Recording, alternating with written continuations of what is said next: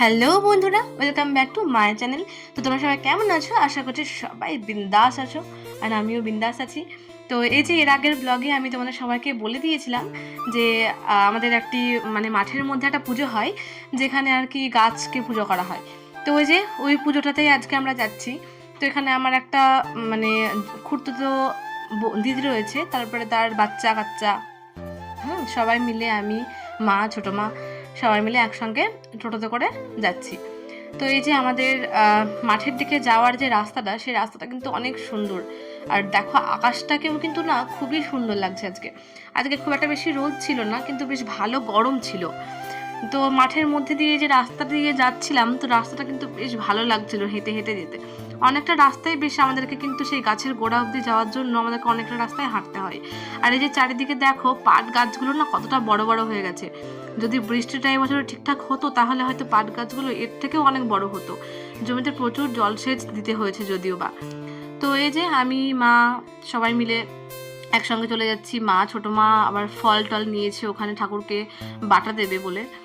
তো এই যে মোটামুটি আমরা প্রায় চলে এসেছি কাছাকাছি। আর এই যে আমরা এখন উঠে পড়েছি হচ্ছে ওই ঠাকুরের ভিটেতে। তো ওখানে উঠে সবার আগে ঠাকুরকে ভালো করে দর্শন করে নিলাম। আর এখানে একটা নিয়ম আছে জানো তো, যে এই গাছের গোড়াতে মাটি দিতে হয়। মানে হচ্ছে আমাদের জমি থেকে কিছুটা মাটি নিয়ে আসলাম, মাটির ঢালা বলতে পারো। তো ওই ঢালা নিয়ে এসে গাছের গোড়ায় গোড়ায় সব গোড়াতে মোটামুটি অল্প অল্প করে আমরা দিয়ে দিয়েছি। তারপরে ঠাকুরের কাছে দর্শন করলাম, ততক্ষণে আমার কাকিমারা এসে পুজোর জোগাড়যন্ত্র শুরু করে দিয়েছে। পুজোটা মূলত আমাদের বাড়িটি পুজো, কিন্তু গ্রামের সকলে মিলে একসাথে মিলেমিশে পুজোটা দেওয়া হয়। আর এই যে এখানে দেখতেই পাচ্ছ প্রচুর লোক, আর পিছনে আমার একটা কাকিমা আছে, পাশের বাড়ির কাকিমা। তো পাখাটা আমি নিয়ে গেছিলাম, দিয়ে প্রচণ্ড গরম লাগছিল। দিয়ে আমি বারবার হাওয়া করছি, কাকিমাকে হাওয়া করছি, তারপরে বোনকে হাওয়া করছিলাম। দিয়ে কাকিমা বললো, দে, তোকে অত আর কষ্ট করতে হবে না, আমাকে পাখাটা দে, আমি হাওয়া করছি।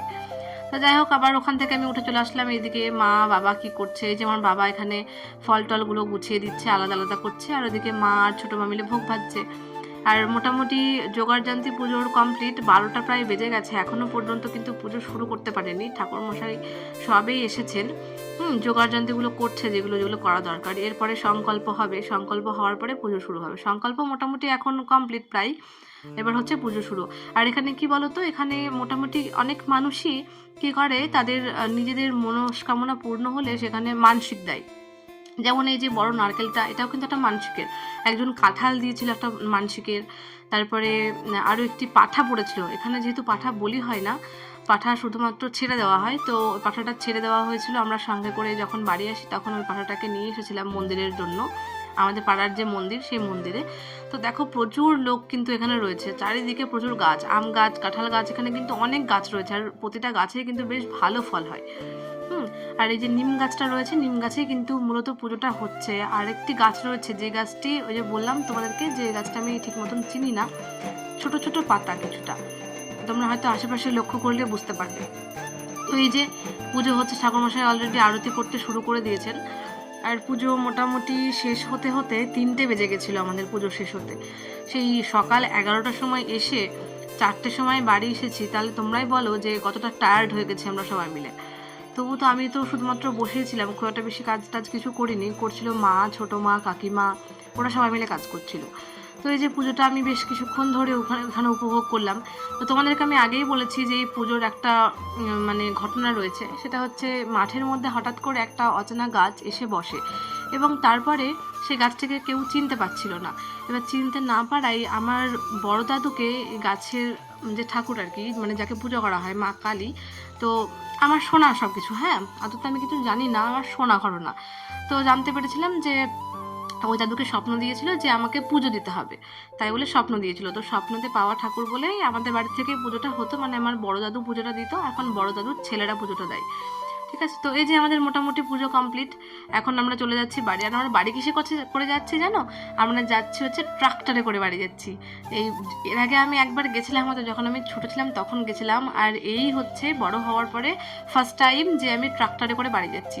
এত ভয় লাগছিল, বারবার এদিক ওদিক খেলছিল দুলছিল, প্রচণ্ড ভয় লাগছিল। তারপরে মোটামুটি মেন রাস্তা যখন উঠে পড়লাম রোডে, তখন বেশ ভালো লাগছিল। আর ট্রাক্টর তো প্রচণ্ড স্পিডে যায়, অনেক তাড়াতাড়ি যায়, তো আরও বেশি ভালো লাগছিল যেতে। আর এই যে পাপানের জন্য বেলুন কিনে নিয়েছি আমরা সবাই মিলে। এবার মোটামুটি আমরা বাড়ির দিকে চলে এসেছি। আর এই যে বাড়িতে এসেই আমরা দেখছি মানে কি যে মা সন্ধ্যায় হরিনাম সংকীর্তনের আয়োজন করেছিল। তো ওটাই মোটামুটি সন্ধ্যার দিকে দেওয়া হলো। আমরা সবাই প্রত্যেকেই অনেক বেশি টায়ার্ড হয়ে গেছিলাম। আর এরপরে আমি তো আর কোনো ভিডিও কন্টিনিউ করতে পারিনি। তো আমার এই ব্লগটা যদি তোমাদের ভালো লেগে থাকে তাহলে অবশ্যই চ্যানেলটি সাবস্ক্রাইব করে চ্যানেলের পাশে থেকো। আর লাইক, কমেন্ট ও শেয়ার করতে কিন্তু ভুলো না। যতটা পেরেছি আমাদের নিজস্বটা দিয়ে এই হরিনাম সংকীর্তনটা দেওয়ার চেষ্টা করেছি। তোমরা এটা একটু উপভোগ করে নাও।